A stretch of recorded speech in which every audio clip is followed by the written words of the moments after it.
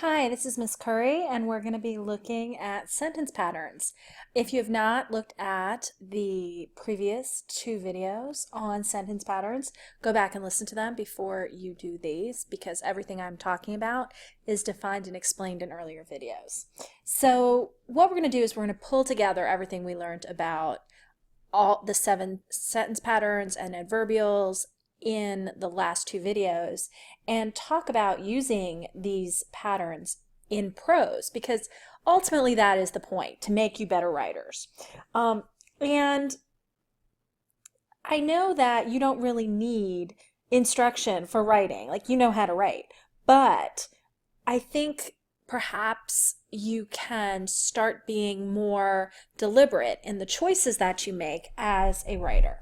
So a lot of times inexperienced writers, like high school writers and college writers, like to put in a lot of long sentences, like to drop in those SAT words and make their writing look really fancy. And those sentences absolutely have a place in your essays, but there is also a place in your essays for really short sentences. And you need to look at both. And what we're going to be doing for this video is paying attention to those short sentences, how writers use them, and how you can use them in your own prose. So the bare sentence pattern as a paragraph opener is a common strategy. Remember our Annie Dillard, "A Weasel is Wild," and she uses a lot of sentences like this in her writing.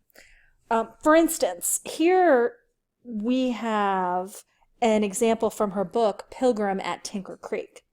"Today is the winter solstice. Bear with me one last time. In September the birds were quiet. I live in tranquility and trembling." 4 very short sentences. It almost seems like poetry. It's very deliberate and it creates this mood. Excuse me, that was my dog. It creates this mood that really fits with the idea of a winter solstice. Here's a few more examples. Richard Ellis opens his book, The Search for the Giant Squid, with the sentence, "The giant squid is a real-life enigma."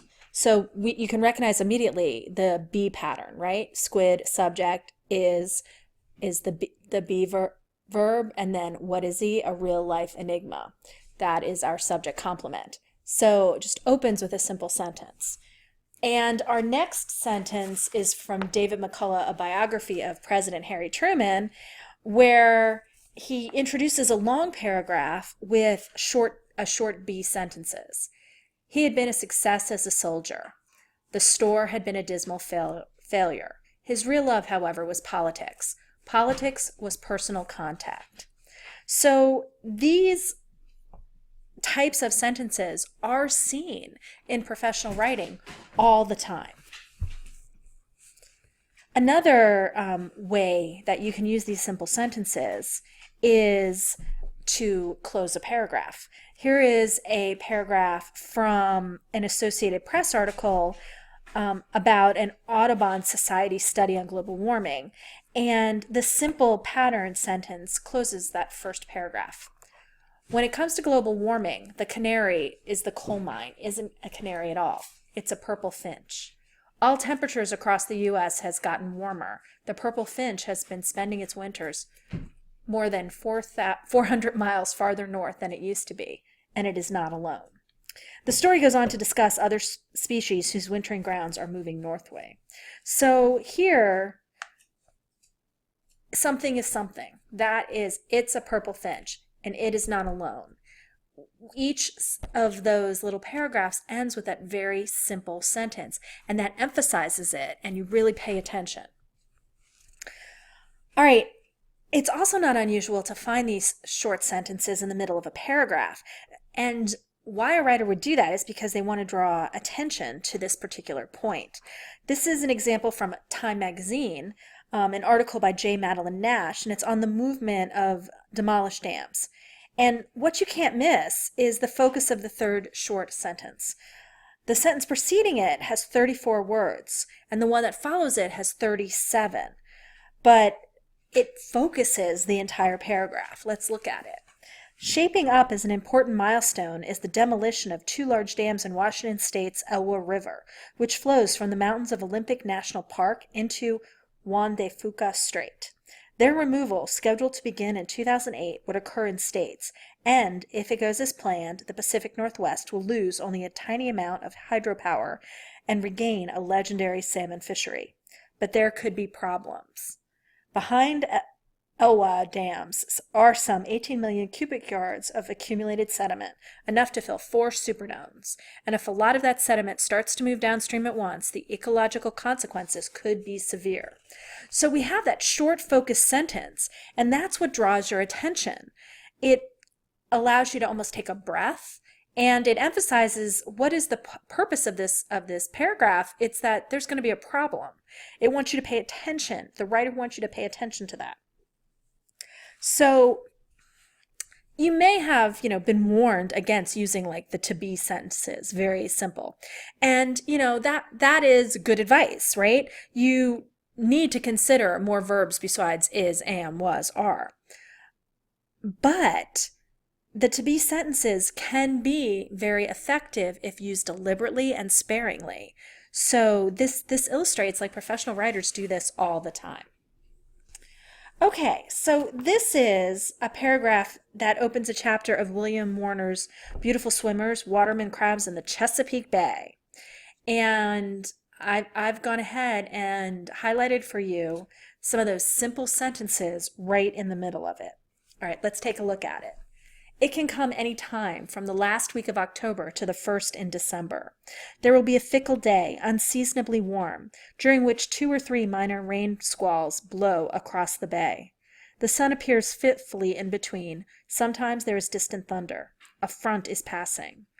The first warning that is more than an ordinary autumnal leaf chaser comes near the end. The ragged trailing edge of a normal front is nowhere to be seen. Ominously absent is the steady procession of fleecy white puffball clouds that usually presages 2 or 3 days of fine weather. Rather, the front picks up speed and passes so rapidly that it is storming at one moment and unbelievably clear and cloud-free the next. Then it comes. The wind rises in a few minutes from a placid 5 or 10 knots to a sustained 30 or 40, veering quickly first to the west and then to the northwest. The dry gale has begun. Short and steep seas, so characteristic of the Chesapeake, rise up from nowhere to trip small boats. Inattentive yachtsmen will lose sails and have the fright of their lives. Workboat captains, not already at home, will make for any port. Okay, so note the title word winter, which is the topic here, right? And it does not appear in the paragraph. It's represented only by the pronoun it. So think about what effect this omission has. So imagine if instead of it can come anytime from the last week of October to the first in December, we said winter can come anytime from the last week in October to the first in December. Does it affect the drama? I think it does. And look at those little sentences. What purpose do they serve? How do they affect your reading? A front is passing, then it comes. The dry gale has begun.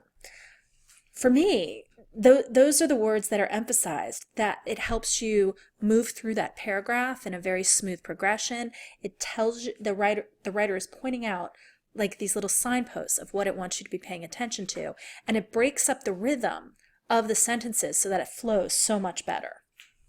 Okay, we're going to look at a short paragraph.